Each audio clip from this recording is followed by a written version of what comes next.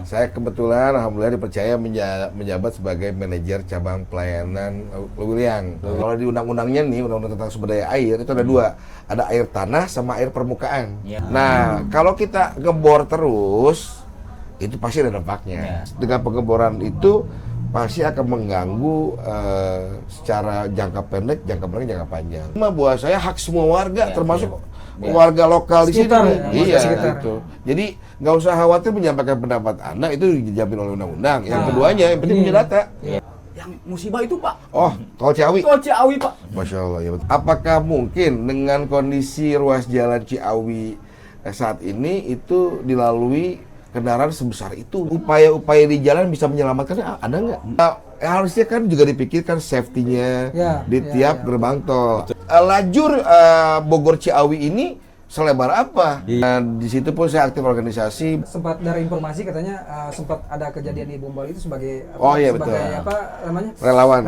Ya, memang dampak rusaknya luar biasa dan jangan dipikir cuma meninggal ya maksudnya kondisinya masih utuh gitu. Banyak kan yang hancur. Pendapat Bapak tentang kebijakan gas 3 kilo kemarin Pak, itu kan lucu Pak.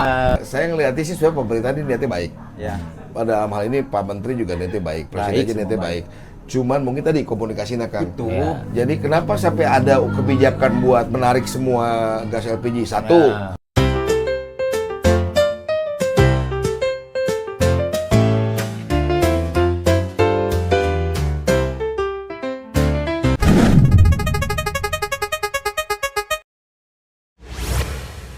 Assalamualaikum warahmatullahi wabarakatuh. Jumpa lagi di PBL Podcast Bincang Lokal, podcast obrolnya orang-orang lokal.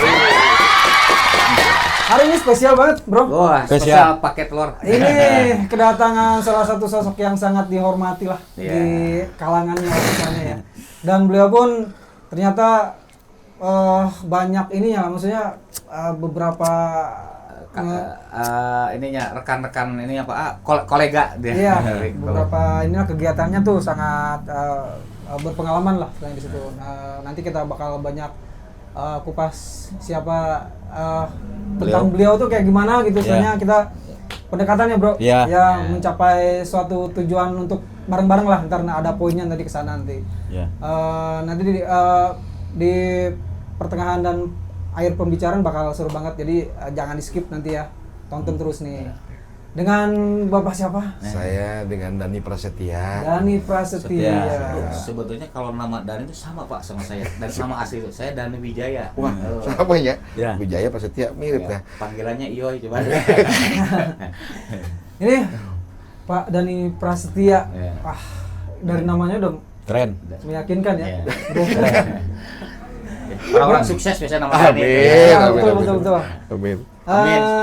Nanti akan beberapa kita bakal ngebahas beberapa poin. Itu diantaranya beliau kan kebetulan kerja di instansi PDAM. Iya.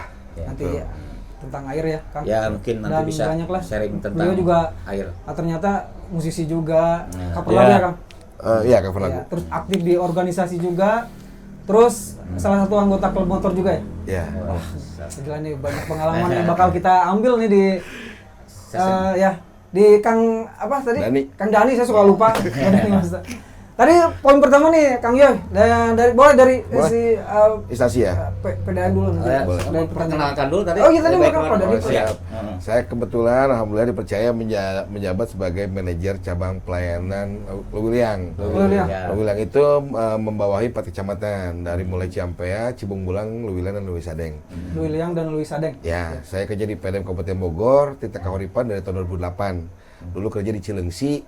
Jadi alhamdulillah sudah ngalamin 3 wilayah lah, timur, tengah, barat. Timurnya cabang Cileungsi dulu sampai Cariu wilayah saya. Tengahnya itu saya pernah di cabang Ciawi juga. Megang Cisarua 2 tahun, alhamdulillah dipercaya. Cisarua itu dari Cisarua megang Mendung dan juga wilayah Kota Bogor sedikit BSI itu. Nah, alhamdulillah dari situ dipercaya juga naik jabatan jadi manajer megang 4 kecamatan Luwiliang. Saya 7 tahun di pusat di Cibinong. Jadi alhamdulillah udah ngalamin cabang mah 3 wilayah dan pusat. Gila, kan? Berarti Bakal padat banget ini ntar. totalnya udah berapa tahun nih bergabung di Ya, 2008 karena 2025 ya. Iya. Berarti 18 ya. Wah, luar 18 biasa. tahun. sudah melanglang buana untuk pengalaman. Sudah nih dia. Iya. Jadi bicara tadi tentang poin pertama itu tentang Ya, air ini Pak, lain. tentang air ya. Siap. Jadi air itu kan menurut saya pribadi ya mungkin samalah sumber penghidupan ya. Betul. Kita tanpa ada air Betul. ya akan susah gitu. Karena hidup dengan air mati pun dengan air kalau Ih, kan lebih peribahasa orang tua dulu. Iya. Jadi Pak di suatu saya mau ini sih Pak menggali soal pengobaran. Siap, pengeboran. Pengobaran untuk AMDK. Ya. Ya. AMDK kan yang saya tahu itu katanya itu pengobaran AMDK itu 200 meter di atas Ya. permukaan tanah. Ya.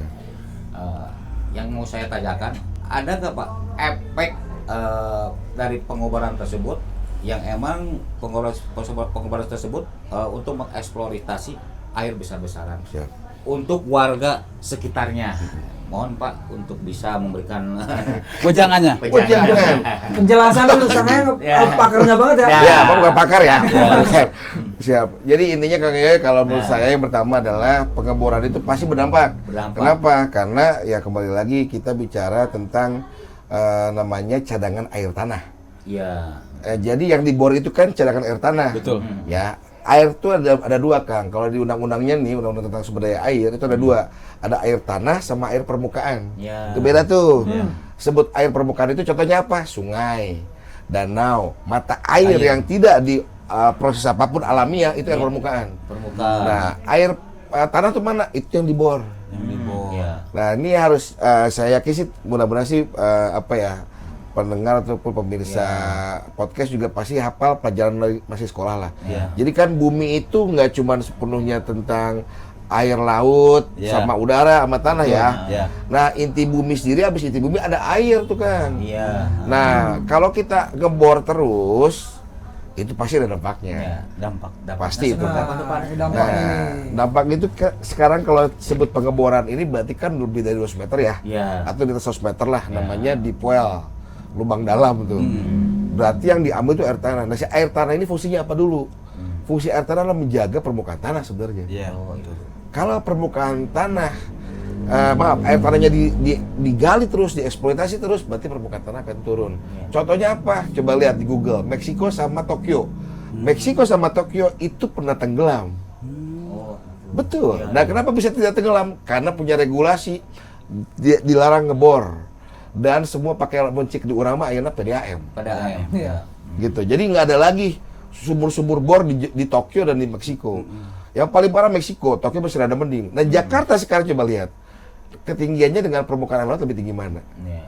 Kan permukaan laut. Iya. Ya, kenapa? Karena di Jakarta masih banyak nggak cuma ngebor yang dalam, tapi Iya. ngebor yang sedikit-sedikit tapi jumlahnya sampai ribuan. Iya, itu. Nah, itu pengaruh. Berdampak. Pengaruh. Karena yang diambil air tanah, Kang. Iya. Nah, tadi cek Kang Yoy, pengaruhnya naon ke tempat saya atau lingkungan Iya. saya? Ya sudah pasti tadi permukaan tanah turun.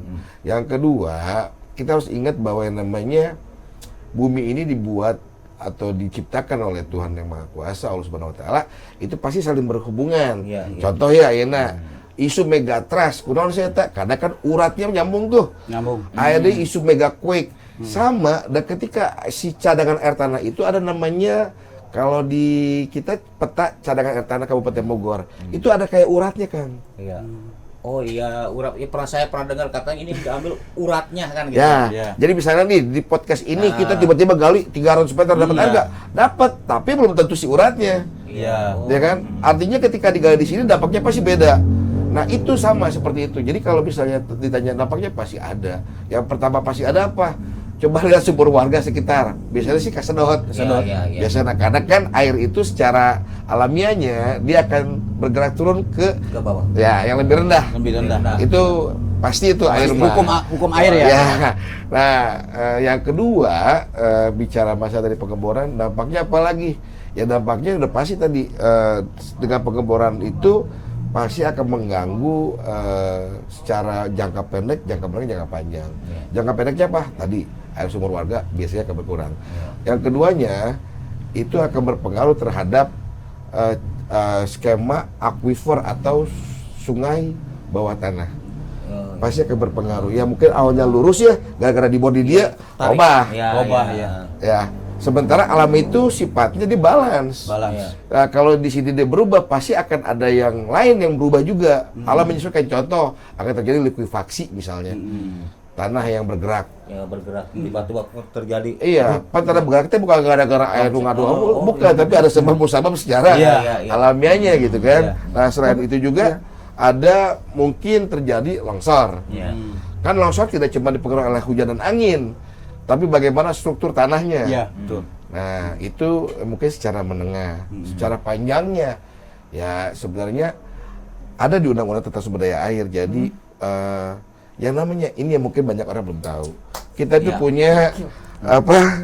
punya itu tuh berkah dari Allah lah, dari Tuhan Yang Maha Kuasa. Air tanah itu berkah kenapa? Karena itu pasti murni. Nggak perlu diolah apapun, itu udah pasti tubuh kita tuh menerima. Nah, satu kali ngedischarge atau satu kali menyedot atau satu kali mengebor itu membutuhkan waktu berapa puluh tahun buat mengembalikannya. Yang kadang ya pasti tadi cekang ya mah. Nah, pengaruhnya apa aja tempat saya? Karena saya berpikirnya panjang, yang anak incup gitu ya. Gitu, Pak. Nah, ini kalau tidak ada recharge-nya secara manusiawinya, jadi hanya menggunakan alam. Wah, satu kali discharge bisa sampai 50 tahun buat kembali normal. Iya Pak, ini berkaitan dengan beberapa kepentingan salah satu perusahaan ya. Misalnya kita nggak bisa sebutin. Iya, nggak bisa. Cuman kan kita dalam satu perizinan pernah kami pun berdalih dengan kedalaman seberapa meter itu tidak akan berpengaruh. Padahal kan barusan sudah dijelaskan ternyata sangat berpengaruh. Coba jadi tadi asumsi masyarakat ya, emang tadi saya bilang ada yang mau mengatakan karena kan sumur kita itu kalau sumur rumah katanya itu kan penyerapannya air hujan katanya, jadi tidak mengganggu sumur-sumur yang emang ada di rumah. Bilang sih dalihnya mereka demi kepentingan tadi. Saya bilang cuman di sini masalah kok kalau emang tadi Bapak bilang ada akan berdampak jangka pendek, menengah, panjang. Toh dari pemerintah sendiri itu saya bilang tadi kenapa ini sampai bisa mengeluarkan izinnya kan gitu kan dan segala macam sampai bisa berdiri gitu. Siap. Sebenarnya kalau izin itu kan satu keniscayaan lah, satu keharusan. Kenapa? Karena memang di negara ini kan semua diurus ya oleh pemerintah, termasuk izin usaha. Jadi kalau misalnya nggak boleh ngebor karena pasti ganggu alam juga nggak mungkin. Tadi kembali lagi kita ada namanya mengenal bahasa konservasi. Orang dengar konservasi, perlindungan, itu salah. Konservasi itu dua suku kata, to conserve and to preservation. Jadi untuk memanfaatkan dan untuk melindungi. Nah ini harus balance. Jadi kalau cuma melindungi, tidak memanfaatkan, mubazir itu. Manusia itu diciptakan untuk menjadi khalifah, untuk memanfaatkan isi bumi, tapi kudu menjadi pelindung. Nah itu yang memang sulit. Maksudnya sulit itu diperlukan teamwork lah antara pemerintah, masyarakat maupun elemen lainnya. Nah tadi kok kasih izin? Ya karena memang negara ini harus ada yang usaha. Nggak mungkin nggak ada yang usaha tuh. Kalau nggak ada yang usaha, berarti tadi nggak ada tenaga kerja, nggak ada segala macam, nggak ada yang namanya perputaran uang. Tapi kan tidak cuma itu. Bagaimana upaya melindunginya juga. Nah di sinilah diperlukan. Contohnya salah satu podcast ini paling bagus. Kenapa? Karena supaya masyarakat sudah tahu. Edukasi bahwa boleh sih. Sekarang tanya sama si perusahaan apapun itu, bentuk dia untuk mericas secara buatannya apa? Apa dia bikin sumur biopori misalnya? Apa dia juga membentuk satu ada bahasa istilahnya embung ataupun penanaman ini untuk menghasilkan itu air. salah satunya lah reboisasi. Bermanfaat untuk lingkungan sekitar. Betul. Jadi kan kalau disebut dengan recharge itu hanya menggunakan air hujan. Sementara air yang di tanah itu tidak cuma dari air hujan. Kenapa? Karena ada yang namanya inti bumi yang sangat panas, yaitu kita lihat lava itu kan dari lava pergelembung jadi air. Betul. Kalau cuma dari hujan mau mungkin itu. Jadi air itu dari segala sisi sebenarnya. Dari dalam bumi ada, dari langit juga ada. Nah, ini yang recharge-nya untuk buatan ini yang paling penting. Itu harus dalam bentuk tata naskah, tata dokumen yang disesuaikan dengan peraturan yang berlaku. Jadi nggak bisa cuman saya mau dapat izin udah amat cek saha. Kalau aturan undangnya setahu saya mah walaupun dibuat oleh manusia, tapi kan banyak yang buat. Jadi sebenarnya udah lumayan bagus lah. Penerapannya kadang-kadang suka kurang. Cara menyampaikan mungkin apa? Nah, jadi edukasi kan berarti edukasi itu kan berarti termasuk kampanye lingkungan. Ini boleh, tapi bagaimana sekarang ada upaya melindunginya kayak gimana dari perusahaan? Pernah bikin biopori nggak? Kenapa biopori penting? Ya karena itu untuk mempercepat proses yang namanya infiltrasi air dari hujan ke dalam tanah. Iya. Yang kedua, selain biopori misalnya apa lagi? Tadi misalnya reboisasi atau embung misalnya. Embung ini juga kan sebenarnya memanfaatkan kondisi-kondisi geologi alam sekitar yang mungkin dijadikan penampung air yang signifikan. Contoh di kita itu banyak bahasa Sundana mah wahangan ya. Wahangan. Iya. Wahangan itu kan secara alami itu kan karena memang konturnya itu menampung air dia. Menampung air. Nah, dia tuh kan kalau wahangan tuh rata-rata berlumpur ya. Berlumpur. Nah, si air yang masuk ke lumpur itu kan pelan-pelan tuh. Nah, itu proses ngecas sebenarnya, proses mericas. Itu penting. Terus tadi tanaman apa saja yang mungkin bisa juga mengikat air. Ini kan penting. Di lokasi tersebut misalnya nggak ada tanaman pengikat air, ya bikinlah supaya memang minimal bisa mempercepat proses recharge secara alami. Itu yang buat saya kayaknya masih kurang deh. Dan pengawasannya gitu, pengawasannya kan coba pemerintah ataupun aparat, bagaimana masyarakat mengawasi. Jadi nggak bisa juga air misalnya KGI bukan protes, KGI misalnya menyampaikan aspirasi, dianggapnya sebagai musuh kapitalis bisa bisa itu. Padahal kayak Kajoko Bagi ada dasar saya. Iya, ada keresahan, ada dasar gitu wajar, ya. Nah, itu mah buat saya hak semua warga termasuk warga lokal di sini. Iya, gitu. Jadi nggak usah khawatir menyampaikan pendapat Anda, itu dijamin oleh undang-undang. Yang keduanya yang penting punya data. Nah, bagaimana data ini Anda juga valid, ini yang kita harus duduk bersama. Tapi dari semua itu yang harus dipertimbangkan adalah bagaimana menjadi kemanfaatan. Jadi kita bicara itu kudu aya yang manfaatnya jang orang naon, jang keluarga naon, jang tetangga naon. Gitu berarti jang tetangga desa naon. Nah, itulah supaya ya tadi bisa nyambung. Itu salah terakhirnya corporate social responsibility seperti apa? Karena CSR itu kan kewajiban. Kewajiban. Setiap badan hukum yang berlaku di Indonesia itu wajib memiliki CSR. Nah, kita sama-sama liatin manfaatnya gimana gitu. Ini gimana tentang air gimana? Masih ada Kang Yoy? Tadi kan udah terima kasih Pak atas penjelasannya. Jadi saya merasa Gila ya penjelasannya ini ya enak ya. Maksudnya ya itu edukasi nih. sangat emang mudah dicerna. Ya yang pasti untuk kemarin saya melakukan itu paling kan saya nggak ada posisi di salah Pak ya. Ya pasti tadi saya pun ada dasar ya emang dari jangka pendek, menengah dan ke atas. Itu yang mungkin saya saya sampaikan emang karena ada beberapa mindset dari warga yang berbeda. Yang ada nggak sampai berpikir kayak gitu. Hanya berpikir ya mereka ya oke lah kalau namanya penghidupan dia butuh kerjaan ya kita pun sama. Tapi ya kita lebih mementingkan untuk ke depan. Hanya itu saja sih yang terima kasih atas penjelasannya minimal dengan penjelasannya Bapak semua terbuka. Amin. Ini bisa nyambung ke arah-arah politik juga ya, nih. Sebelum politik. Jangan main-main Anda, jangan belum beres main politik politik. Begini Pak. Siap. Perkenalkan dulu. Oh, siap. Nggak ada momen. Kelewat momen kelewat. Tadi Jadi dukun SAP. SAP. Apa tuh artinya dukun SAP itu? SAP itu sebenarnya sarjana administrasi publik. Tapi 2 tahun lagi belum beres. Enggak apa-apa itu, Pak. Itu masalah waktu. Masalah. Dideokan apa mendeokan diri? Karena tidak kemampuan. Wah, siap. Sungkan we nya? Ya. Bismillah. Terkait Pak, yang lagi rame Pak. Siap. Bapak mungkin tahu melihat dari media sosial Ya. yang musibah itu Pak. Oh, Tol Ciawi. Tol Ciawi Pak. Masya Allah, ya betul. Ada hubungan dengan air. Betul. Karena katanya nih, Ya. dari info yang saya dapat dari berita tiap hari berseliweran, yang menjadi penyebab masalahnya remblong. Siap. Tapi yang bawa air Pak. Siap. Nah kita nggak akan membahas airnya. Itu Siap. bagaimana Pak? Siap. Menyikapi pendapat Bapak itu seperti itu. Siap. Nah, bisa Kang. Jadi yang pertama saya turut berduka cita Nah itu sebesar-besarnya. semoga ini Ya atas kejadian musibah. itu ya musibah, mudah-mudahan sih semua korban meninggal dalam keadaan suul Amin. khatimah. Amin. Dan ya kita dijauhkanlah dari masalah seperti itu lagi gitu kan. Nah, intinya kalau saya gini lah, itu kita bicara berarti tentang undang-undang tentang lalu lintas dan jalan ya. Iya, Pak. Dan juga di bawahnya ada tentang kelaikan, Iya. kelaikan jalan kendaraan, Tonase itu ya. betul. Nah sekarang coba dilihat lah, ya betul sih saya sebagai orang Kabupaten Bogor juga agak miris, karena Ciawi ini ibaratnya dijarah lah ya. Ada artinya dijarah teh, atuh itu gue truk lu ngangkut China Tiap pagi Pak. setiap hari ya. Berapa satu truk itu kan tidak mungkin di bawah 30 ton. Tidak. Dan angka kecelakaan itu sangat Tinggi kan? Ya, sangat tinggi dan penyebabnya itu salah satu. Betul. Nah, sekarang kan lihatlah, mohon maaf, kita punya undang-undang tentang jalan nih. Iya. Itu di Kementerian PU dan perumahan rakyat lah, perumahan PUPR. Itu kan ada undang-undangnya. Ada undang-undangnya. Sampai ke peraturan menterinya. Nah, ada juga di Kementerian Perhubungan juga sama, ada undang-undangnya tentang kelaikan jalan. Nah, bagaimana sebenarnya kalau mau saya ngeliat ini salah siapa gitu? Kalau salah siapa sih sebenarnya salah semua mungkin ya. Iya. Tapi ya bagaimana kita bisa mencegah ini terjadi lagi? Ya pemerintah memang harus peka. Yang pertama itu, apakah mungkin dengan kondisi ruas jalan Ciawi saat ini itu dilalui kendaraan sebesar itu? Itu.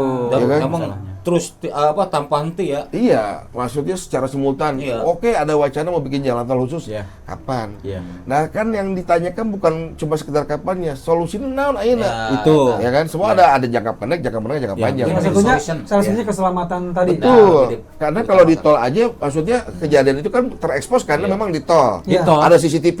Iya. Akhirnya unggal dinten, kan nggak semua ada CCTV. Betul. Nggak semua terekspos. Iya. Kalau kita mau ngomong korban jiwanya, wah udah banyak sekali. Banyak. Dari saya kecil ya, dari saya kecil, waduh, Betul. sama kalau sama nama truk pengangkut air tuh udah kayaknya mungkin ya ada aja. Dan saya gitu. tinggal di jalur itu, di Betul. jalur. Paling sering. Dan gitu. sekarang coba lihat, nah kita ngalami sendiri ya, saya sering lewat jalan wilayah tersebut. Yang namanya jalan gelombang tuh ya, udah bukan Iya. hal yang baru kan. Iya. Karena ya tadi beban tonasenya kan luar biasa. Iya. Mohon maaf, sekarang dengan ruas jalan yang lebarnya anggap berapa puluh meter ya. 4 meter lah kurang lebih. Kan lebih lah, lebih 6 meter lah. Cuman artinya ketika anggap semua 4 lajur nih, 2 Iya, lajur, 2 4 lajur. lajur, ya. Kebayang tuh, misalnya ini stuck di 4 lajur tersebut, semuanya ada truk membawa Muatan sama gitu. ya air mineral dalam kemasan tersebut. iya. Dengan rata-rata tonase 30 ton per truk, kalikan Iya. saja. Beban jalan berapa mampunya? Nah, Iya. itu. Ya, Iya. ini udah pasti tanah berpengaruh. Iya. Ambles. Iya. Jalan aspal udah pasti rusak. Pasti. Ya. Nah, apa yang disebut laik? Hmm. Secara media jalannya saja sudah tidak layak. Kejadian terbesar 2023 jembatan Ya. Cikatek. Ya. Jebol kan? Ya. Jebol. Ya. Ya itu tadi. Nah, sekarang kan berarti regulasinya ini bagaimana pengawasannya? Karena kalau bicara cuma sekedar oh nanti kita kita tinjau, kita perbaiki Ya, gitu. Ya, ini kan fakta. Harusnya undang-undang sampai ke peraturan menteri tersebut menyesuaikan juga kondisi lalu lintas lebar jalan yang Ya. ada. Tidak mungkin sama antara Jakarta misalnya dengan Ciawi. Ya. Beda tuh. Betul. Kekerasan jalannya beda, lebar jalannya beda, kayak gitu-gitulah. Ya. Jadi buat saya sih masalah tol Ciawi itu salah siapa? Salah bersama. Tapi kalau saya boleh mohon maaf, gampang nama, pengawasan pemerintah sangat kurang. Nah, Itu, Pak. Gitu menurut saya. apa itu? Pengawasan maksudnya gini, Pak. Wah, Ini kan sebab akibat terjadinya kan alasannya remblong. Iya. Saya bukan istilahnya intel atau Iya, apa yang iya. berperan di situ, maksudnya menyelidiki kan? Iya, Iya. iya. Nah maksudnya Pak, ini kan perusahaan besar lah, Betul. tanda kutip Betul. perusahaan besar. Tuh. Kok bisa lalai gitu Pak? Betul. Oh, mereka kalau untuk transfer pakai ekspedisi sih dia. Ya, Iya, pasti pakai tetap kan transporter si, ya. si ekspedisi Transporter. itu kan punya Ya, ini tetap Pak. harus ada Ya. pemantauan secara Ah, berkala. ah. Intinya kan. Ini betul, kan Pak. kejadian Pengawasan. bukan sekali 2 kali Pak. Iya. Betul, betul. Maksudnya kenapa nggak ada tindak lanjut dari pemerintah nih? Lebih detail lagi, maksudnya lebih Betul. peka lagi, jangan sampai misalkan. Betul. Kok alasannya remblong gitu ya? Betul, betul. Itu Iya. ini masyarakat gitu. Kan kembali lagi maksud saya kan tadi itu bicara masalah pakai transporter ya udah jelas. Nah, tadi kalau dibilang bagaimana itu perusahaan besar pengecekannya. Ini mungkin yang nggak semua juga pemirsa tahu bahwa memang ada plus minusnya kendaraan. Nah, iya. Contoh, kendaraan pengangkut seperti yang AMDK ini kan keuntungannya dia bisa mengangkut banyak beban. Ya. Tapi ketika bicara masalah kapasitas yang besar, berarti juga ada minusnya. Ya. Minusnya dia apa? Handlingnya sangat sulit. Nah, kita bicara, saya kebetulan punya pengalaman nih, jujur aja saya punya pengalaman menjadi salah satu transporter air minum dalam kemasan, tapi bukan di Ciawi. Yeah. Saya di wilayah Cibinong, dan itu tonasenya tidak lebih dari 10 ton. Ya. Kita service rutin. Tapi tadi mobil besar itu pasti punya minusnya adalah handlingnya sulit, termasuk pengeremannya. Kita jangan bicara yang cuma bawa air mineral itu, bus hungkul nu ngaranna blong berapa banyak. Iya. Bahkan bus yang memang setiap hari diservis ibaratnya Iya. gitu ya. Karena memang itu sudah melekat yang namanya remblong pada kendaraan besar itu udah pasti terjadi. Sekarang antisipasinya apa itu meren? Itu maksudnya Ya. Pak. Nih, ketika saya jadi supir misalnya. Ya, Ya namanya remblong, ya, ya kita mau gimana? Gue jadi supir nih. ya. Ya, kerjaan supirnya. ya namanya remblong ya mau gimana Pak misalnya. Ya, Jadi kan kita di luar kekuasaan, kita dengan alasan seperti itu gimana tuh nyikapinya Kak? Sebenarnya kalau si supirnya benar, kalau menurut saya sebagai supir dimanapun juga mau Anda punya SIM B khusus pun ya sama aja, karena kan Anda tidak bisa menjadikan truknya sesuai kemauan Anda, ya. Tapi upaya-upaya di jalan bisa menyelamatkan ada nggak? Contoh. Kalau sekarang di puncak misalnya ya sampai ke Megamendung, Pak dibikin jalur darurat. Beberapa tol juga begitu. Nah, ini kan yang jarang diketahui juga. Ini berapa kali kejadian sebenarnya di jalan tol seperti ini lebih dari sekali. Di tol Cibubur juga pernah kejadian. Betul. Nah, kenapa? Karena dengan beban sebesar itu dia harus ngerem. Kebayang itu. Tidak semua kendaraan mampu, apalagi ini yang dibawa air. Nah, itu. Saya mah pernah ngalaman hampura sana ngomong kosong. Saya pernah bawa mobil tangki air punya kantor saya. Lamun full itu udah pasti kalau ngerem aja ada beban tambahan. Ngerem beban tambahan. Kalau dia cuma setengah, ripuh. Karena si air kan goyang-goyang deh. Gitu. Nah, kebayang si truk yang kejadian di Ciawi ini ton gitu kan ya? Iya, itu kan air nih. Tidak ngebut pun dia kan jalan ya. Si air pasti goyang dong. Ngerem, ngeblong. Si cair kok beban itu teh. Nah, harusnya kan juga dipikirkan safety-nya di tiap gerbang tol. Dipikirkan ada itu kan nggak ada. Maintenance segala macam. Ya, kalau jadi supir siapapun pasti mikir gampang nak. Ulah tabrakan ulah. Lamun teu ditabrakeun moal eureun soalnya. Bakal terus susah ngehajar siapapun yang di depan. Ini harus dipikirkan. Saya bukan ngebela supir tapi di kondisi supirnya aku mah ada itu. Gitu. Nah, ini yang buasnya pemerintah. Saya pun ngebayangin Pak, itu truk muatan yang tadi 30 ton, saya pun kalau main sepedaan tuh, kalau pakai sendal jepit udah habis sendal jepit satu itu. Benar bisa. Benar. Intinya kenapa saya mau ngupas bertanya itu, Pak. Jadi kan akhirnya kejawab semua. Edukasi. Jadi kita jangan selalu sugujon. Iya, betul. Apa dia karena ngantuk atau karena remblong. Ya kalau di garis bawahi musibah. Tapi kita juga saling waspada lah. Saling tadi itu jadi pelajaran buat kita semua maksudnya, Pak. Betul. Apa nih yang salah? Apa yang kurang? Nah, dibenahi, dibetulkan maksudnya. Kesana kesimpulannya, Pak. Setuju nggak? Setuju. Jadi kita nggak ada yang menyudutkan siapa-siapa di sini. Betul. Hanya ingin ya mendoakan juga yang musibah itu semoga jadi ahli surga, Pak. Amin. Laras. Yang ininya sabar. Jadi saya mah nggak ke arah salah supir. Enggak, sedikit pun. Jadi kan Bapak udah biasa aja tuh. Jadi dari tadi saya menyimak seolah-olah saya sebagai mahasiswa Bapak dosen. Jadi makanya saya nunggu aja nih. Kita benar sih, pemerintah dalam hal ini kan menjadi tahu jawab pemerintah lah. Kenapa? Karena ya namanya juga pemerintah. Pemerintah ini membuat regulasi, membuat aturan. Betul. Nah, yang mengawasi pemerintah dong. Mau itu kepolisian, mau itu dari pemerintah sipil, tetap aja pengawasan. Nah, kita sebagai rakyat kan kumaha pemerintah. Betul. Jadi ya tolonglah dalam hal ini terutama transporter dampaknya ini kan seperti halnya usaha lainnya. Kadang-kadang ini buat saya kurang nih Kang. Kang yang salah satunya. Jadi usaha lain itu ada namanya kajian AMDAL, ada kajian UKL. Tapi transport tidak loh. Itu Pak. Padahal itu menjadi salah satu penentu dulu. Tadi misalnya lajur Bogor Ciawi ini selebar apa? Iya, betul. Dengan kekerasan tanahnya seperti apa? Apakah mampu terus-terusan dihajar sama truk muatan besar? Ya kan? Ini kan mana? Karena yang namanya transporter itu yang penting kelengkapan surat-surat kelaikan jalan, bukan UKL ataupun AMDAL. Itu Pak. Dan tidak menjadi keharusan usaha AMDK misalnya itu harus punya UKL AMDAL terhadap transporternya, tidak ada. Nah, berarti kan pemerintah harus mengaitkan itu. Ya contoh kalau boleh bilang ada namanya sekarang sistemnya ISO lah. ISO betul tulisannya. ISO ini kan udah sistem manajemen mutu. Banyak kita lihat di pabrik-pabrik ISO 91 2015 misalnya. Nah, apakah itu benar dilaksanakan? Karena kalau itu benar dilaksanakan si penyedia jasa, si transporter ataupun pemakai jasanya si pabrik itu pasti punya dokumen yang menyatakan bahwa memang ini layak atau tidak layak.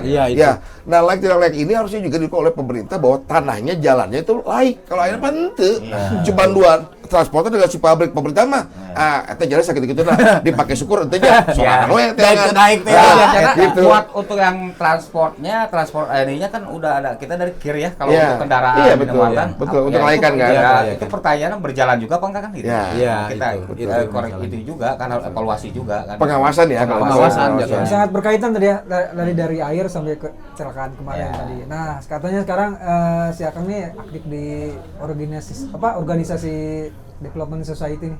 Gimana tuh maksudnya itu? Tahu izin. Bisa lebih pendetail nih. Ini banyak banget semangat dan menggebu-gebu nih. Tapi seru. Ya seru. Banyak ilmu nih di kita gali tentang organisasi ini sekarang nih.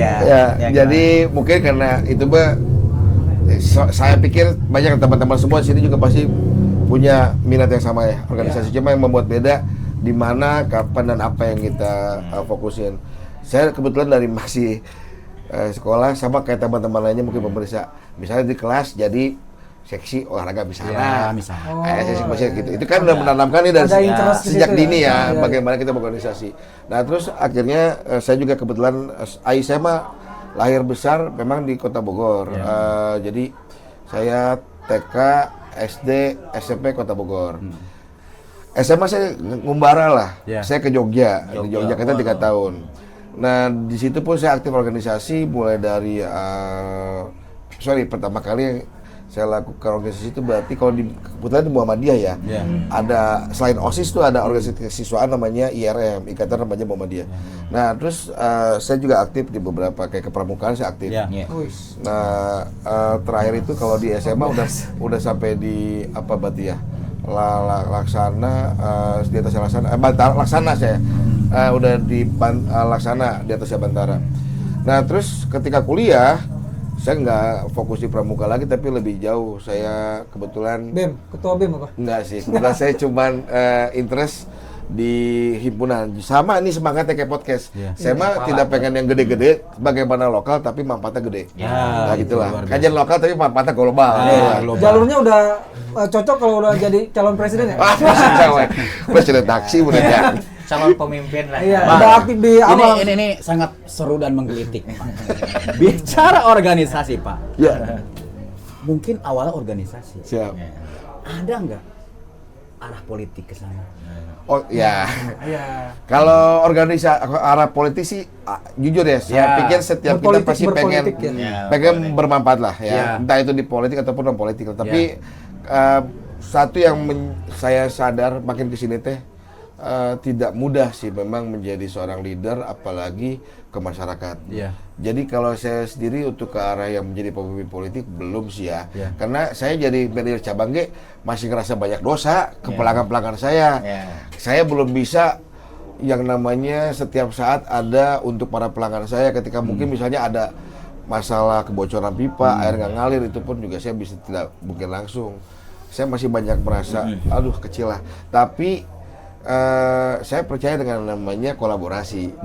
Saya percaya dengan yang namanya organisasi itu sebenarnya bagaimana kita bisa mewujudkan yang namanya dari sekedar mimpi menjadi reality. Nah itu saya percaya itu. Dulu saya waktu kuliah itu saya agak beda lah teman kakak kelas saya kebetulan karena saya kuliah di Bali, Sidudayana. Saya jurusannya biologi. Kakak kelas saya rata-rata ngambilnya itu burung. Pengamat burung, pecinta burung, penyelamat burung lah. Saya beda sendiri karena buah saya Bali itu keliling laut, jadi saya ngambilnya penyu. Nah tapi dari situ saya udah mulai berorganisasi. Saya sempat gabung dengan GMNI di Bali di kampus saya. Bukan untuk yang sampai jadi pengurusnya tidak. Saya cuma sekedar perlu tahu mahasiswa kira-kira mana sih gitu ya. Saya juga ya mungkin seperti teman-teman yang kata saya ikutan demo atau mungkin juga menjadi inisiator demo. Tapi bukan yang sifatnya untuk mencari popularitas ataupun destruktif. Bagaimana demo ini menyampaikan keresahan di muka umum tapi dengan target dan tujuan yang jelas. Itu yang penting. Saya gabung di organisasi Nirlaba dari sambil masih kuliah. Saya gabung di KSB kan namanya Konservasi Satwa Bagi Kehidupan. Karena jadi Profauna. Saya banyak berkolaborasi dengan teman-teman WWF ataupun organisasi lingkungan hidup dunia lainnya. Saya pernah dengan UNDP punya PBB untuk lingkungan hidup. Di luar itu saya juga menyambung hidup saya di Bali. Ya salah satunya dengan tadi nyanyi mungkin ya. Saya nyanyi di kafe di Sanur, namanya Members Cafe. Jadi Nanti kita bahas. apa ya, gimana saya sih awalnya cuma bertahan hidup lah. Saya minoritas di Bali saya orang Bogor gitu. Walaupun ada falsafah dari Siliwangi, dan Bogor mah sudah Bali mah sudah kecil gitu ya. Tapi pas saya orang kecil di Bali. Nah, ini yang bagaimana how to survive. Saya juga akhirnya gabung di Papandanan namanya Paguyuban Mahasiswa Tanah Pasundan. Itu belajar kita organisasi walaupun kita beda-beda asal, tapi punya kepedulian yang sama. Nah, di situ saya mulai tuh punya proyek saya pribadi namanya KPP Kurma-Asih. Kelompok pecinta penyu Kurma-Asih. Kurma-Asih itu nama kampung, nama desa di Kecamatan Negara, Kabupaten Jembrana. Jadi dari Pelabuhan Gilimanuk paling setengah jam lah udah nyampe gitu. Nah di situ tuh ada nelayan. Dulu desa Kurma-Asih ini hanya nelayan murni. Nah setelah saya dampingi mereka, dan sampai sekarang masih berhubungan dengan pengurusnya, ada beli komang segala. Nah itu jadi desa yang menjadikan penyu itu salah satu sumber pendapatan desa. Luar biasa. Gitu. Jadi merubah nggak cuma perilaku tapi juga merubah tatanan sosial di desa tersebut. Kang, jadi pertanyaannya akhirnya jadi simpel sih. Kenapa Kang? Kok sangat interest dengan hal-hal seperti itu dari organisasi gitu, hal yang seperti tadi penyu tadi kayak segala macam. Tapi sebelum itu ada satu nanti kita singgung tadi sempat dari informasi katanya sempat ada kejadian di Bom Bali itu sebagai sebagai betul. apa namanya? Relawan. Tapi itu pertanyaan pertama dulu tadi, kenapa tuh Kang suka suka berorganisasi, kenapa tuh gitu? Hal dasarnya apa? Sama sih kayak podcast ini. Ini podcast ini pasti didirikan karena pengen bermanfaat ya. Ya dong. Sama, laki saya pun juga sama. Jadi sifat dasar semua orang tuh pasti pengennya bisa menjadi manfaat bagi dirinya sendiri, bagi keluarganya pun orang lain. Nah, cuman intensitasnya aja mungkin yang berbeda tiap orang. Tapi kita punya secara naluriah, secara alamiah Allah udah ciptain kita punya rasa pengen bermanfaat. Betul. Itu pastilah. Sepakat, Pak. Dasar ingin bermanfaat sama berbuat orang lain ya. Betul. Jadi karena kita percaya nih, ini bukan masalah karma atau tidak karma. Ketika kita baik, Tuhan Maha melihat pasti juga ada kebaikan buat kita. Kan gitu benernya. Akhirnya orang apa? Setiap orang lain beda-beda. Ada yang memang punya kemampuan finansial, ada yang kurang, ada yang biasa saja. Tapi yang bisa menciptakan akhir yang baik adalah seberapa manfaat. Paling itu bener, cik bahasa kasar mah mau bekal naon, dan bekal saya mah mungkin bukan berupa harta yang banyak, tapi saya pengen ada kemanfaatan. Nah itu tadi yang mendasari. Betul tadi, saya bahkan ketemu almarhumah istri saya di Bom Bali, di kamar mayat. Bisa diceritain Kang, pengalaman tuh kayak gimana tuh? Wah itu benar-benar luar biasa karena kita ada dua sih. Satu pertama itu kejadian tersebut untuk kami yang memang non Bali bukan asli Bali dan agamanya Islam, waktu itu emang agak-agak berbeda karena isunya udah isu agama nih. Pembom ini rata-rata menggunakan identitas sebagai agama Islam, sementara Bali non Muslim. Yang keduanya memang dampak rusaknya luar biasa. Saat itu tuh sampai PMI itu kekurangan orang buat menjadi mencari relawan di kamar mayat. Dan jangan dipikir cuma meninggal, ya maksudnya kondisinya masih utuh gitu. Banyak kan yang hancur. Ini yang kebanyakan warga negara asing. Iya, Australia itu lebih dari 200 orang kan yang meninggalnya. Sementara sisanya orang kita.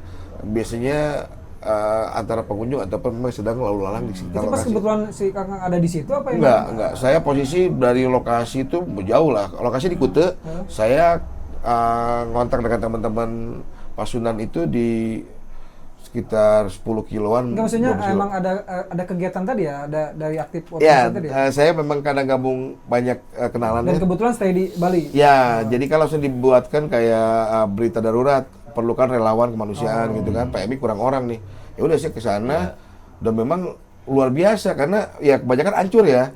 Gitu dan banyak, bukan sedikit, banyak kakak kelas saya yang tidak bisa menyelesaikan kuliah karena terganggu secara psikis.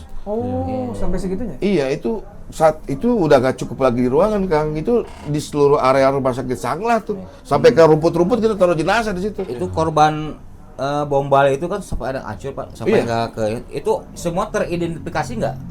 Enggak semua. Yang sulit itu yang saya alami sendiri. Di kantung mayat kita dimodifikasi, cuman ukurannya seukuran dada. Itu bukan buat masukin dada, bukan, untuk masukin potongan daging sama potongan daging. Jadi udah kan kalau mau identifikasi minimal ada gigi, ada rambut, itu kan udah nggak ada. DNA gitu bisa. Iya, kalau ya DNA kan berarti kan ada sel yang masih utuh ya. Kalau daging doang kan bingung ya. Bingung. Nah, makanya sampai kita punya beberapa kontainer yang isinya hanya untuk masukin daging-daging hancur di saat itu. Jadi memang lumayan mencekal. Dan tapi dampak positifnya ya alhamdulillah lah, kita bukan bicara sebagai agama apa bukan. Iyalah, tapi kita bicara manusiaan. betul sebagai warga negara Indonesia gitu. Jadi itu yang buat saya berkesan. Saya pernah merasa jadi minoritas soalnya. Dan di situ akhirnya ketemu pasangan. Iya, pasangan di situ dan jadi sampai menikah ke Bogor gitu kan. Jodohnya di situ ya. Iya. Jadi ada hikmah di balik kejadian itu. Iya. Pengalaman. Gitu. Bener Pak, ini Wah, dari apa? tadi saya kayak mahasiswa mendengarkan dosen Pak. Sewai. Jadi nyerep Pak. Berarti keren tapi ya, ya. Ya saya Panjangan ini mah. Saya kan kalau dosen mah nggak mungkin sambil ya. Enggak, tapi dosennya santai nih Pak. Oh, siap. Jadi saya Dongkal, Pak. pembawaannya Dongkal, ya. enak Pak gitu Pak. Siap, Kayak Bapak ngejelasin tuh langsung nyerep Pak. Jadi yang saya tidak tahu jadi tahu nih. Bisa, Wai. Iya. Jadi ada aura ininya ya. Aura. Karena apa coba? Saya dengan kedatangan Pak Dani ini. Kang Yoi tahu? Enggak. Saya ngefans banget dengan ayahandanya. Siapa tuh? Orang nomor 1 di Kota Bogor. Mantan. Iya, maksudnya dulu kan Ya, orang ya. nomor 1 Pak. Ya, mantan. Sejarahnya seperti itu. Ya, Kalau siap. sekarang nggak bicara mantan ya memang iya. Pak Dedi sama Pak Jenal yang sekarang Iya, iya, ngurusin. betul. Setuju? Setuju. Saya ngefans banget Pak. Jujur Siap, Pak. siap, Kebetulan sama ada ini. Ternyata dari cara bicaranya nggak jauh beda sama Bapak. Beliau. Ya, Ya terakhir siap. saya mohon maaf Pak, kemarin Siap. ketemu di pas di dekat saya Tegagunil kan ada. Mohon. Yang nomor 5 tuh ya, pokoknya itu nomor 5. Oh, siap. Si Bapak kebetulan ada. Siap. Saya teh, pengen ini tuh. Luar biasa. Minimal ada si Bapak, anaknya nih. Siap. Nah Pak, terkait politik Pak, organisasi ke politik, memang kan nggak jauh beda awalnya. Seseorang itu berkarir dari organisasi dulu kan, dari kemahasiswaan. Mohon maaf, kayak orang-orang sekarang yang anggota DPR. Ya kan? Ya. Kebanyakan awalnya itu berpolitik dari berorganisasi dulu Pak. Betul. Yang saya tahu nih. Betul. Sampai pada akhirnya memutuskan mau kemana arahnya nih. Betul. Benar nggak? Betul.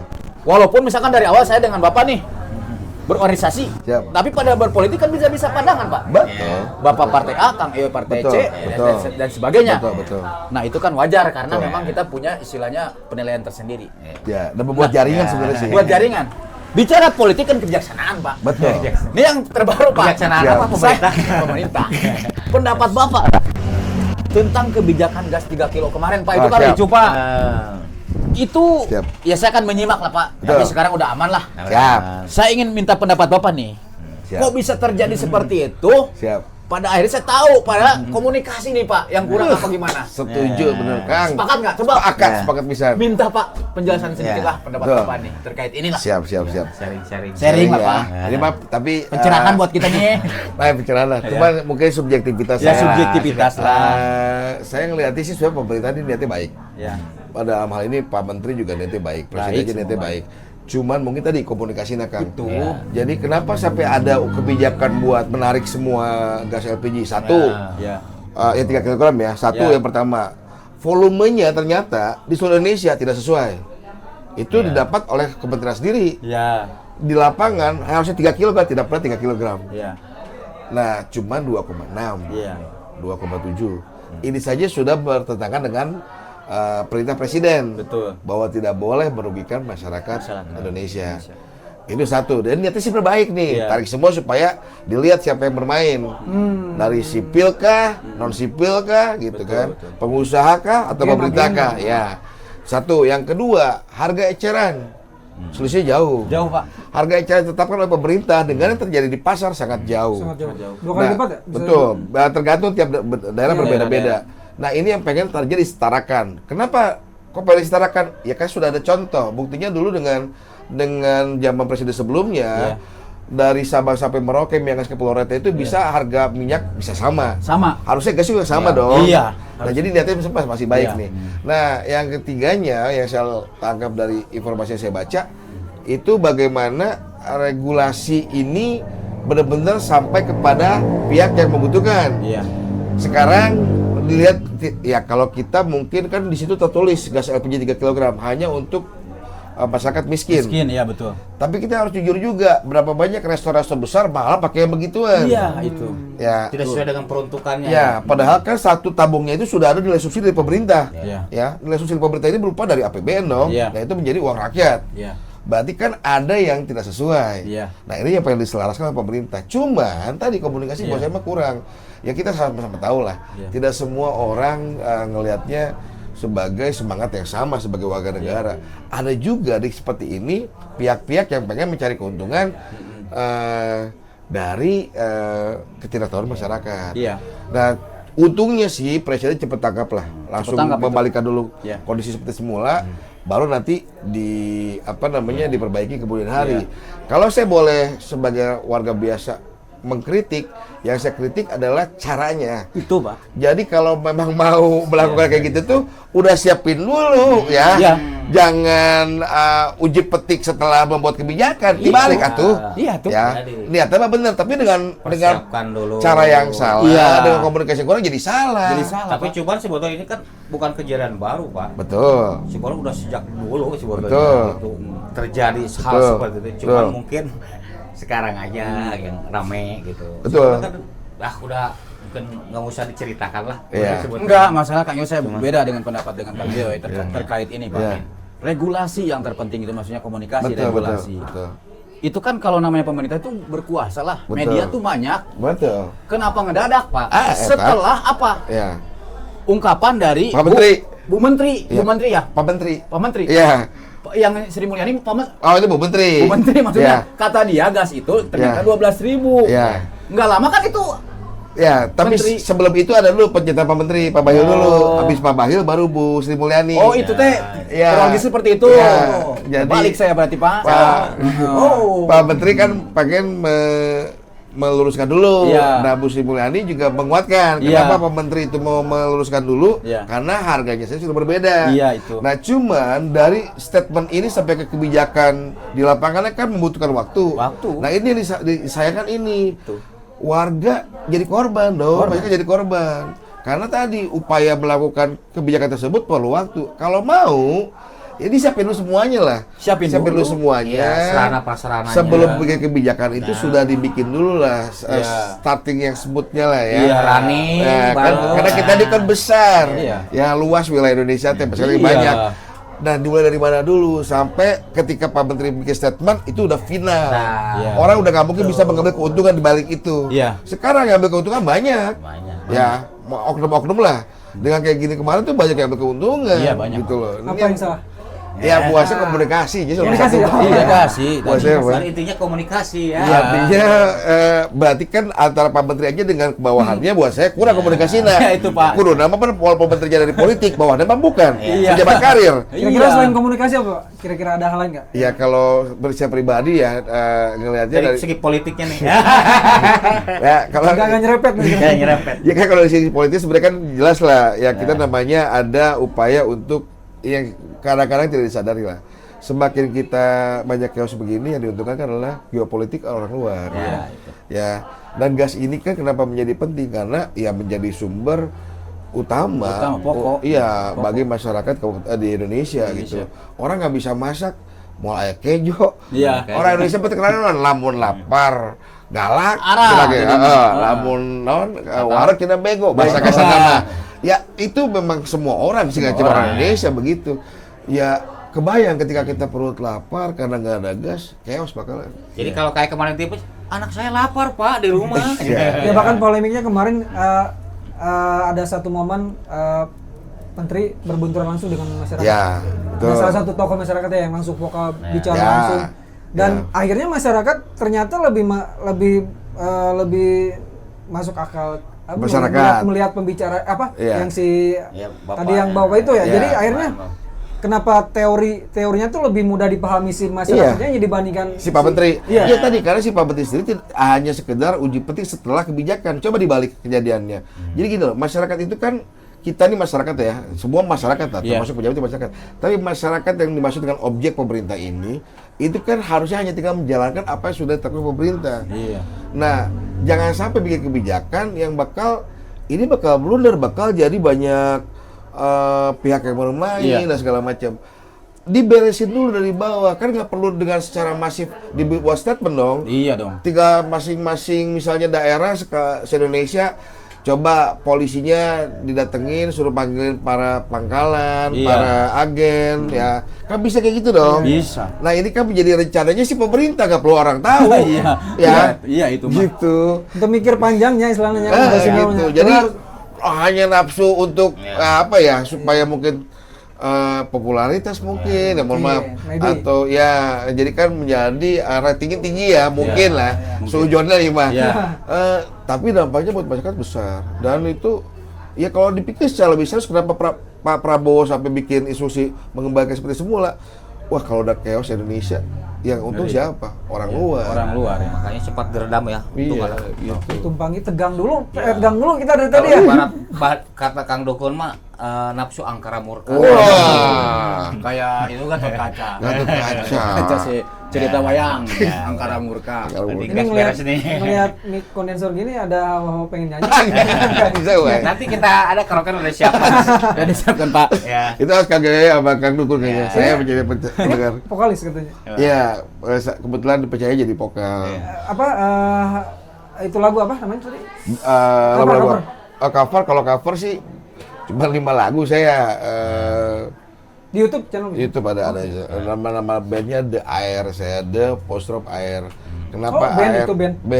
Jadi karena nama personalnya itu jadi nama gitu. D-nya saya, A-nya itu ada Adi namanya, drummernya, E-nya Erik, gitaris, R-nya Rumawan. Inisial nama. Terus dan masih juga tukang air, Pak. Ya. Sudah mulai terus gampang. Pak, dari Bapak bicara aja suaranya merdu, Pak. Ante sih sebenarnya mah. Ini mah karena pengaruh mixing juga kan. Jadi penasaran, Jadi Pak. kayak suara ini satu apa semua yang lagu. yang serak basah itu. Serak banjir malah kan. Pak usum hujan Ini ya teh. menarik nih. biasa. Kang musik Kang. Sejak kapan Kang? Ngeband tuh dari SMP. SMP. Mungkin sama lah, kita ngegrang sih mungkin di zaman itu ya. Cuman ya, Rata-rata ke situ. ya, tapi teman-teman saya udah levelnya lebih tinggi, kayak Erik itu dari kelas 5 SD udah bangun di teman topi bawain si Kandasus Metallica. Iya, Enter Sandman Metallica, Pak. Si Erik nih gitaris. Gitu-gitulah. Jadi nggak jauh dari rock lah. Rock ya. Beda dengan saya, Pak. Siap. Saya Malaysiaan, Pak. Wah mantap, iya juga nak. Saya memang Amy vokalis Amy Search. Iya. Exis. Eksis. UKS. Tinggi loh itu jauh. Lah iya, Pak. Saya pitch controlnya tinggi, Pak. Ya. Ami Church. Memang saya, Pak. Bapak udah main ke sana ranahnya Metallica. Saya nggak ada radio, Pak, dulu. Adanya radio kaset. Saya Dengan ada radio. Malaysia. Tapi keren-keren sih. Jujur ya, saya Iya. juga penggemar itulah. Iya. Zaman-zamannya Eksis ya. Iya. Ya, apa UKS. UKS, Slam. Ya, Pak Slam benar. Slam. Dia bisa mengundang ya? Itu. Ya nanti Pak belum dengar ini ya suaranya Pak. Belum. Kalau nyanyi Pak, ini urat behengnya pas sampai keluar. Kalau musik sih dari sisi kualitas relatif ya, maksudnya kita Iya. nggak bisa Iya. bilang ini Iya. bagus atau tidak. Iya, Kan nggak bisa. Nggak bisa. Nggak bisa. Musik Relatif mah kalau buat gua sendiri sih ya selera aja lah udah. Ya, dan itu tentang jiwa ya. Tentang jiwa. Iya, tingkat Iya. jiwa. Tentang jiwa. Main alat juga tapi Gitar. gitar sambil nyanyi gitu. Iya, Pernah manggung-manggung gitu festival atau? pernah. Dulu zamannya saya SMA bareng sama Sila dan Sila Seven sama Jadi Segi band Dog. pembuka gitu. Nggak, di festival kebetulan kami jadi 3 terbaik di Jogja. Tepuk tangan dulu. Enggak lah, enggak. Gil. Mereka yang hebat, Mas, saya enggak. Jadi kemudian teman-teman juga Nah, pisah. iya hebat kan ada Bapak di situ, Pak. Setelah saya sama Adam kebetulan satu les-lesan. Oh, Kang Adam. Di NBA, yang bawa Adi. Itu satu les-lesan, satu angkatan juga, Mas, walaupun beda sekolah. Terus cuman teman-teman band waktu SMA pisah-pisah. Saya di sini drummer saya ke Malaysia. Itu tadi kayaknya nyari UKS sama Kang Lukun dah kayaknya. Sama saya. Ya, gitaris Sekalian nyari saya. Upin-Upin. Gitaris saya ke Iya. Amerika, dia jadi nelayan di Amerika sana. Luar biasa. Basis saya di Lampung, keyboardis saya kebetulan memang tuna mata. Jadi tapi memang skillnya luar biasa. Luar biasa. Karena masalah jiwa ya, dia bisa semua alat musik tuh. Iya. Iya. Namanya Kang, jadi- ini kan aktif ya di organisasi, terus di musik juga, terus nanti kita ke bicara hobi motor juga. Ini cara ngebagi waktunya gimana ya? Istilahnya butuh effort yang ini dong kalau Iya untuk sih, untuk bener. ngebagi hal-hal yang seperti kayak gitu tuh. Bener. Kayak gimana tuh kan ngebagi itu ya? Sebenarnya sih kembali lagi saya nggak pernah memaksakan hobi yang karena orang lain ya. Maksudnya itu harus dari diri sendiri. Iya. Jadi kita capek mah capek, tapi punya Fun. iya punya self reward ya buat diri sendiri. Iya. Karena saya percaya dengan keseimbangan lah. Kita nggak mungkin kerja terus juga, makanya gelo. Iya, benar. kurang mah. Tegawe oke bakal jadi gelo. Iya, gitu. iya. Sepakat, Pak. Oh kan ulin we. Ulin we. Gelo, gitu, Pak. Luntang Jadi harus langsung. balance Iya. lah. Balance, Pak. Iya, jadi hobi itu memang kudu jiwa kitanya mainnya apa. Jadi saya nggak pernah hobi itu karena lagi ngetrennya ini enggak sih. Oh, seperti ya secara nggak langsung kayak dibatasin gitu ya. Iya. Kalau misalnya kayak ngikutin Kalau orang. gitu kan pasti kita akan capek Kang. Iya. Ngikutin orang. Keren gitu ya. Iya, ngikutin orang gitu. Kita dari sendiri aja ke diri ya. Jadi akhirnya misalnya saya lagi memang waktunya nggak bisa nih buat ngeband. Ya kerja dulu. Tapi saatnya udah kerjaan agak longgar, saya bisa ngeband, saya ngeband. Iya. Ngeband masih ada waktu buat jalan-jalan touring ya touring. Tapi memang yang paling penting jangan sampai melupakan keluarga. Ya. Band-band yang jadi influence tuh kan apa? Dari lokal sama Kalau pribadi saya Iya. vokal tetap ya AA cobain ya. Wih. Ya itu bosnya tetap lah dia yang menjadi salah satu inspirator. Yang keduanya kalau di luar gerangnya saya John Bon Jovi lah. Gimana dia Ini mah udah kayak Baladnya karakter keren. suaranya udah kelihatan sih dari bicara juga. gitu-gitulah. Jadi Kalau yang lokal? lokal tetap Dewa ya kalau saya. Gitu. Haji Roma nggak, Pak? Oh paham banget. Bapak Dangdut. saya itu bapak saya. Itu bagaimana berat. Sama, Pak. Jadi saya dari SMP itu lamun ngikuti mobil beliau, nada dan nakwa 1 sampai 6 ada itu. Tapi Iya. punya karya ciptaan gitu, bawain lagu sendiri. Saya pribadi punya, waktu SMA saya punya 10 lagu. Sempat recording gitu? Pernah, cuman indie ya. Indie. Nah kalau yang sekarang saya lebih ke arah cover. Kenapa ya? Karena udah umur juga udah tua lah ibaratnya. Semudah lah, Pak. Jiwa. Bagaimana sekarang ekspresi jiwa aja. Tapi juga sambil bikin lagu cipta sendiri sih. Sampai detik ini masih musik? Masih. Main di regular gitu nggak? Enggak. Karena tadi kesibukannya kan beda-beda. Iya. Saya lihatnya dulu, saya bilang sama teman-teman kita kumpul lagi mau ngapain. Lamun jika artis pertama orang tekasep. Iya. Ya usaha akhirnya kan karasep orang mantep. Tekasep kan teka simpannya. Tekasep. Bukan duana. Ya kita udah punya kesibukan masing-masing. Iya. Saya teman-teman ini satu band aja kayak Eric, dia driver online. Iya. Yudi juga yang drummer driver online. Cuma Yudi di mobil, Eric di motor. Adi itu guru les drum. Sementara saya tukang air, mau jirigen ya kan. Kemana-mana. Air gitu. Ya kan? Jadi ya Enggak. nyesuaiin aja Iya. gitu. Buat saya yang sekarang tadi karena saya SMP dan SMP 5 nongkrongnya ke Pulau Pedas. Iya. Bondes. Ya, Bondes. keresahannya itu dan non bisa dibantu jang bondes. Oh. Gitu kan awalnya. Selalu tuh. ada itu sih ya, selalu Iya, ada itu di sih, pikiran. harus. Iya, benar. Ya saya bilang kalau kita ya saya secara kemampuan finansial belum cukup ya. Iya. Tapi kalau kita bikin kolaboratif harusnya itu bisa berdampak sih. Minimal jadi proyek mercusuar di bonus juga. Itu betulnya bisa tah. Kita dari mengandalkan AdSense ataupun juga apa namanya monetize bisa menghasilkan misalnya. Itu dulu lah. Jadi jangan pernah ragu bikin karya. Kalau saya mah Sepakat, Pak. Nanti kita dengerin ya karyanya, boleh ntar. Ya. boleh di YouTube aja kan. Siap, Kang. Yang terakhir nih Kang, tentang hobi motor nih. Siap. Punya klub motor katanya Kang. Apa Ya namanya? ikut. Jadi ini yang saya ikutan. Jujur saya pertama kali sih secara aktif offline ya. Iya. Ikutan klub motor biasanya online. Zaman bawa ninja, maksudnya kayak NSC gitu-gitu lah. Iya. Tapi nggak pernah aktif. Ini ceritanya saya mungkin tahu Soto Bonin tuh di Mawar. Ada namanya Teras Semboja. Saya kebetulan lagi nyuci motor waktu Iya. itu. Lihat ada klub motor, ngarannya lucu. Modelnya mah keren gambarnya Fox. Warna serigalanya. Ya rubah lah. Warna oranye. Lucu nah? Namanya Wags. Lucunya itu kan kalau mau klub motor biasanya serem-serem. Serem-serem. Ya ada belakang ada hoodna lah, segala macam. Ini mau WAGS, Wags. Nah. WhatsApp grup silaturahmi. Lebih keren itu, Pak. Silaturahmi. Motor apa sih Kang? Saya Yamaha Yamaha. X-Max. Oh, X-Max. X-Max. Saya ya Mahmud, Pak. Wih, itu lebih keren. CC-nya di atas 2000 itu. Iya, itu. Cashback 250 cc, Pak. 250. Iya. Nah itu di situ lihat, oh lucu ya gitu. Iya. Ternyata ketemu sama ketumnya langsung, ngobrol biasa aja, ngomong pernah jalan jauh kemana gitu. Ya saya cerita sedikit lah dia ngajakin saya gabung. Saya awalnya pengen gabung bahasa silaturahminya, karena saya percaya ada kalau quotes di Islam itu.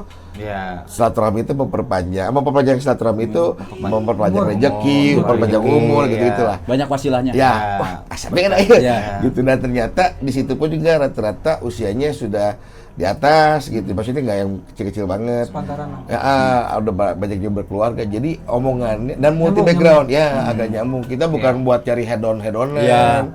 gitu. Jadi ya saling menghargai lah. Paling jauh kemana, Kang?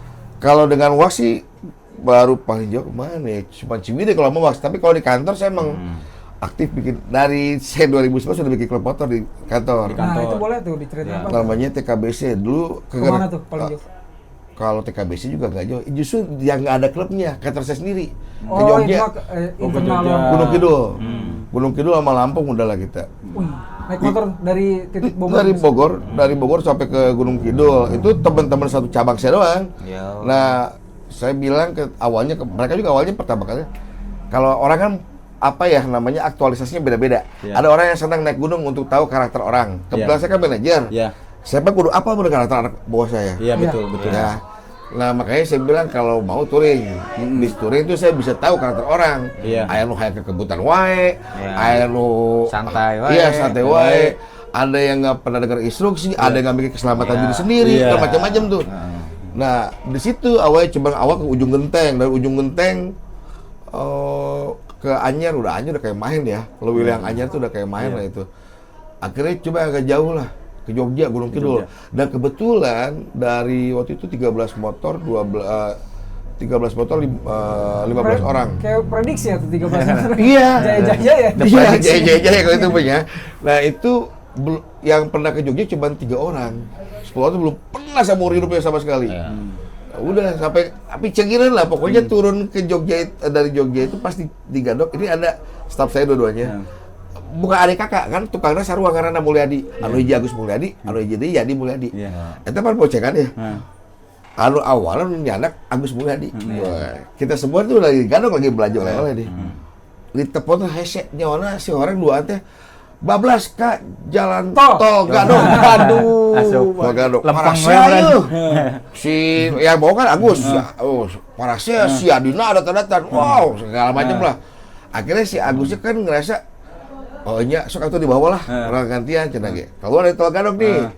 Masuk ke arah sini kan berarti kan? Ketemu Pasar Ciawi. Harusnya kan lurus dong. Iya. Itu kan karena lagi itu 2023 lagi Masuk lagi jalan tol. Masuk ke kanan. Iya, jadi kiri dulu. Oh, Karena kiri kan dulu, di barier ya, ditutup. Jadi kan belok kiri dulu nih, Pasar Ciawi putar balik. Iya. Sebenarnya kalau dia lurus pasti nggak akan masuk tol. Karena dia belok kiri dulu, putar Iya, jadi- balik, dia lupa membelok kirinya lagi. Iya. Terus ke tol Ciawi. Kocak. Itu parasian deui tah. 2 kali. Akhirnya lu parasian si Pak Agus ya diboceng. Si Pak Agus ya, sarwana bodoh, cenah kayak gitu lah. Salah satu kejadian lucu itu ya. Itu yang luar biasa maksud saya. Tapi dari semua itu yang berkesan buat saya ke daerah orang gitu ya, kita juga harus sopan santun dan kan beda karakternya. Iya. Sunda jeung Jawa mah meureun.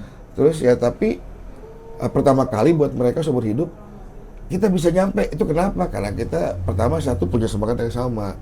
Yang kedua punya semangat yang sama itu juga kita harus menjaga dan bertanggung jawab terhadap diri masing-masing. Betul.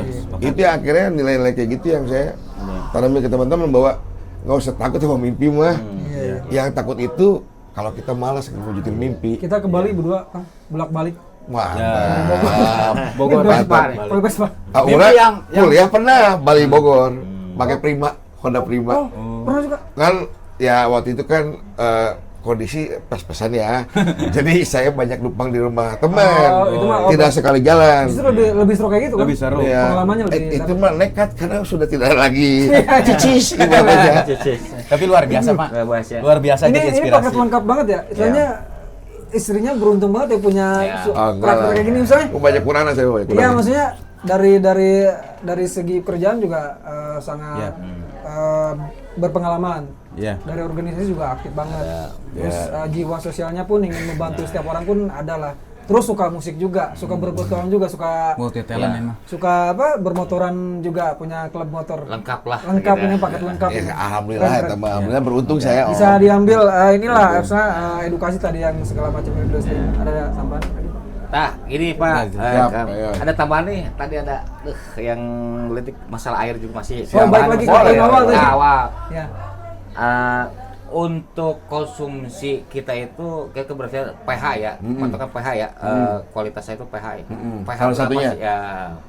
Jadi kalau tubuh manusia itu kan tidak mungkin asam. Iya. Pasti harus yang basah. Iya. Semakin basah makin bagus. Kalau semakin asam akan rusak organ. Jadi pasti yang namanya pH itu harus di atas 6.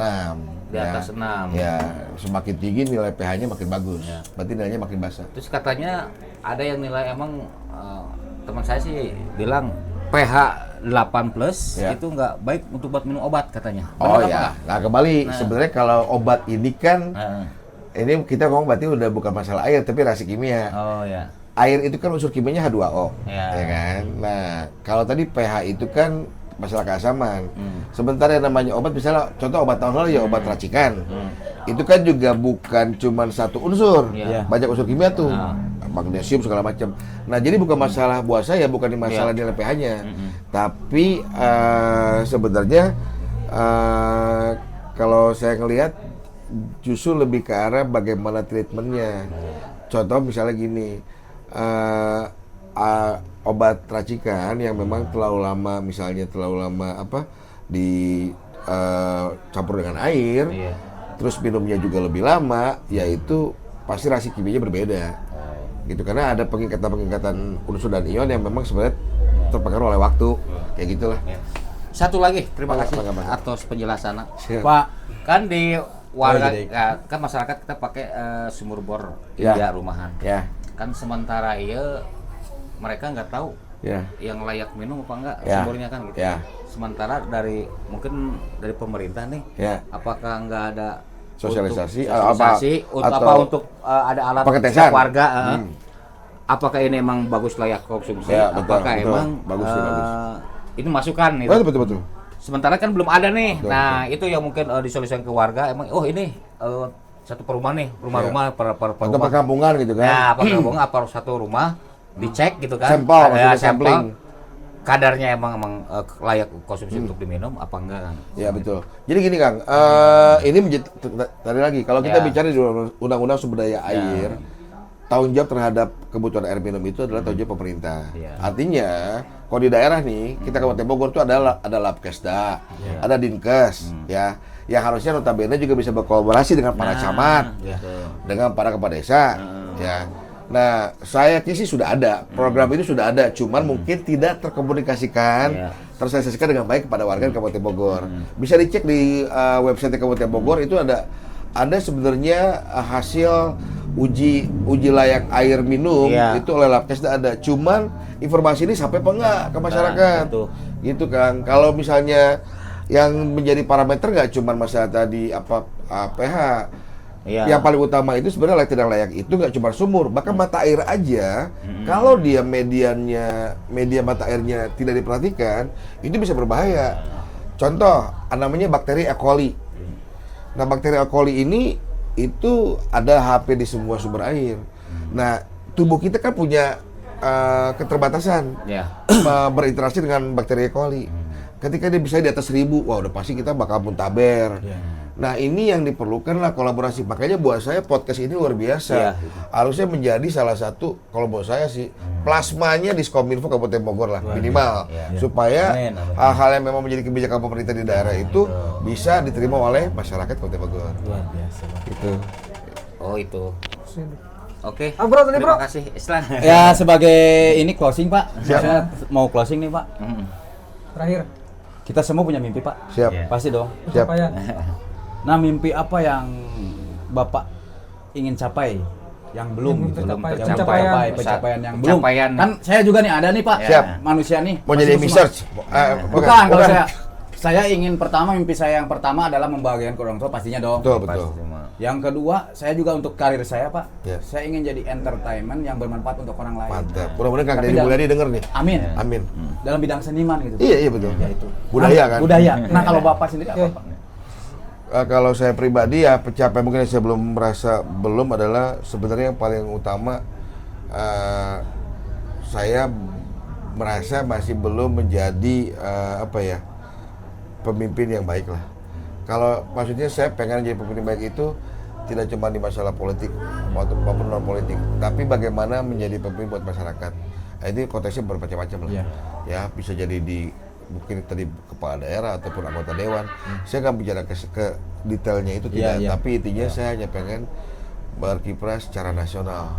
Saya pribadi. Kenapa? Karena secara nasional itu ada satu nilai kebanggaan di mana kita sebagai bangsa itu saya pengen seperti Pak Presiden. Saya jujur setiap lihat Pak Presiden pidato itu saya nangis karena punya jiwa terpanggil yang sama di mana saya pengen kok ngelihat bahasa saya sejajar atau bahkan lebih tinggi dibanding bahasa yang lain.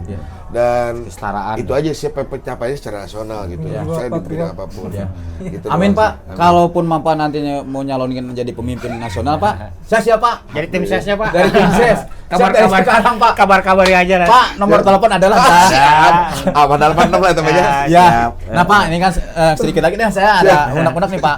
Ya. Saya ingin minta, ya kan kata Bapak bagus nih ada podcast ini. Ya. Saya minta masukan, Pak. Siap. Buat penyemangat kita nih. Siap. Ya. Ke kita apa, Pak? Support sistemnya buat Ya. kita nih. Siap. Supaya bertahan Siap. dan terus berkembang, Pak. Siap. Minta Nah, pendapat Bapak. sebenarnya nih sekarang lagi momennya pas nih. Pendapat Setahu tentang saya. podcast ini. Iya. Iya. Kan gini, sebenarnya kan yang udah pasti terjadi dalam waktu sekarang ini adalah musrenbang tiap kecamatan. Benar nggak? Di Kabupaten Bogor. Iya. Nih, harusnya apa yang menjadi topik musrenbang 2025 itu disampaikan di podcast ini. Ya. Jadi kerasa banget nih oleh warganya. Iya, ketahuan. Yang kedua, kita sama-sama tahu bahwa Kabupaten Bogor ini kabupaten yang dengan daerah yang sangat luas. Sangat luas, Pak. Penduduknya banyak. Iya. Kita bicara Ciawi aja itu udah banyak. luar biasa. Ya karena cobalah harusnya ada lah mungkin nanti kan sebenarnya kan anggota dewan juga ada masa resesnya. Iya. Camat-camat juga mungkin di Musrenbang itu bisa disampaikan bagaimana membangun podcast ini menjadi komunikasi yang makin banyak Ya. dan terarah. Ya kan kenapa harus makin banyak ya, kita nggak mungkin jadi Superman. Ya. Kita mah harus kolaboratif. Iya, betul. Ya. Punya kendaraan untuk memfasilitasi mereka gitu ya. Betul. Iya. Jadi bagaimana tadi mungkin kalau kata Kang Nuku sempat bilang, Pak mungkin itu sih kompetisi podcast mungkin aja. Nah, itu, Pak. Bukan nyari siapa bagus siapa jelek, bukan. Bukan, Pak. Tapi bagaimana secara alamiah kita akan membentuk plasma-plasma Itu. aspirasi di bawah. Itu, Pak. Iya. Sepakat. Ya kan? Sesuai target podcast ini sih sebenarnya. Betul. Dan nanti akan menjadi itu menjadi otomatis mitranya pemerintah. Iya, itu. Nggak mungkin lah pemerintah sendirian bisa untuk semua nggak mungkin. iya, pasti perlu dibantu oleh warganya gitu. Ya semoga dengan adanya Pak Dhani datang ke sini menjadi jembatan Amin, amin. kita juga ya selain untuk meraih ke titik-titik selanjutnya yang lebih besar lagi ya, mungkin bisa mengundang yang tokoh-tokoh yang lebih penting ya. Mudah-mudahan sih Bala nih bupati terpilih ya sekarang kan Iya. Pak Amin. Rudi Pak Rudi, ataupun Pak Pak Ade. Jarod Ade Jarod Ade. sebagai wakilnya Iya. nonton ini Iya. dan insya Allah Kominfo ditugaskan untuk bisa menyerap ini sebagai Amin, amin, Jadi amin. dengan segala keterbatasan yang ada di sinilah Iya dan disupport lah Iya, ya disupport. gitu. Dan jalannya Pak Dhani. Yeay! Bisa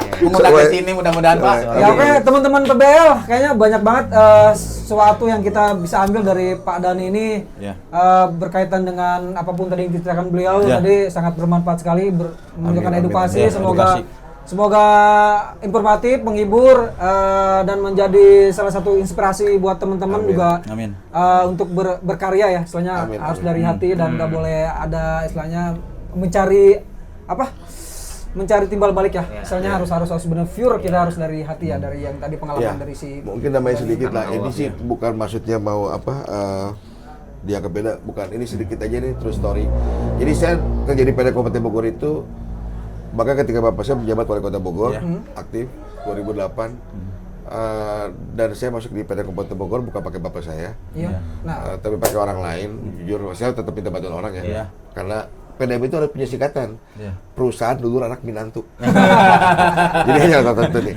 Nah, saya pakai orang lain. Tapi di situ terjadi sebenarnya pergolakan batin. Saya masuk itu hari kerja pertama saya kerja, saya ditaruh di Cilengsi, saya di bagian teknik, seksi teknik. Dan seminggu kemudian setelah saya kerja, saya menggali. Saya ngegali di pinggir jalan, pakai belencong. Iya, melencong. Kenapa saya mau ngegali? Bukan untuk dapat pujian dari orang, bukan. Ya, itu tadi catatan. Karena saya jujur ada pergolakan batin. Saya kos gigi, orang kos gigi, orang SCG ya sarjana. Ya. Manya kudu ngagambar teu parogung. Saya biologi kudu ngagambar pipa, orang bingung ya. Terus disuruh bikin ini bikin itu bingung. Datang ngerasakeun. Akhirnya saya ngegali. Nah, ngegali itu saya ini yang menjadi moto saya sekarang. Maksudnya saya perlu share ini untuk motivasi, bukan untuk yang lain. Jangan disalahartikan. Saya punya moto itu jadi siapapun, jadi apapun, gunakan empatimu. Karena contoh pemimpin tanpa empati jadinya tirani. Sahabat tanpa empati jadi si culas, itu pastilah. Nah, empati ini penting kenapa? Sebut empati karena kita harus ngerasain dulu apa yang kira-kira dia rasain, apa yang dia pikirin. Komunikasi baru efektif kalau punya empati. Tanpa empati selesai. Kita nggak bisa ngomong. Nah, saya waktu itu kenapa mau ngegali? Pikiran saya harus tahu apa yang dilakukan teman-teman saya. Baru saya bisa ngerti kebutuhan mereka apa. Nah, itu yang mendasari dan beruntungnya saya di Kabupaten Bogor di PDM itu tadi saya ibaratnya dari secara staf ya, secara karena standarnya lah. Saya tuh panghandapna tinggal gali, tapi kan pangluhurna aja sebagai manajer. Kalau secara karir sekarang udah mentok saya, karena dari mah politik kan. Kalau karir manajer udah paling mentok. Jadi saya udah ngerasain dari paling bawah sampai paling atas. Buat apa? Bukan buat supaya orang jadi hormat, bukan supaya orang jadi takut, bukan supaya orang jadi suka, bukan. Sebenarnya supaya saya bisa lebih benar menjalankan amanah satu, yang keduanya empati. Kalau sabelah saya, kalau dihadap saya, sebenarnya ada kubasa beureun. Luar biasa. Kayak gitu kira-kira. Jadi ini jadi motivasi supaya jangan pernah malu dengan apa yang kau lakukan. Malulah kalau kau tidak melakukan apa-apa. Iya, luar biasa. Malulah. Ya, narasi-narasinya keren ya. Ini kayak dosen sama mahasiswa ini super sekali kalau dosen lagi masih saya. Ada nih atur nun bisa nih, atur nun teman-teman juga kru di PBL kita sangat-sangat mengucapkan terima kasih untuk Pak Dhani bisa datang ke sini, bisa menyempatkan waktu, dan gue bilang tadi mudah-mudahan jadi jembatan lah untuk ke titik yang lebih besar lagi. Amin. Oke, cukup mungkin ya. Siap. Ya, terima kasih semua sekali lagi, terima kasih teman-teman PBL, jangan lupa support channel kita dengan share, like, komen, dan subscribe ya. Oke, sekian. Wassalamualaikum warahmatullahi wabarakatuh. Waalaikumsalam warahmatullahi wabarakatuh.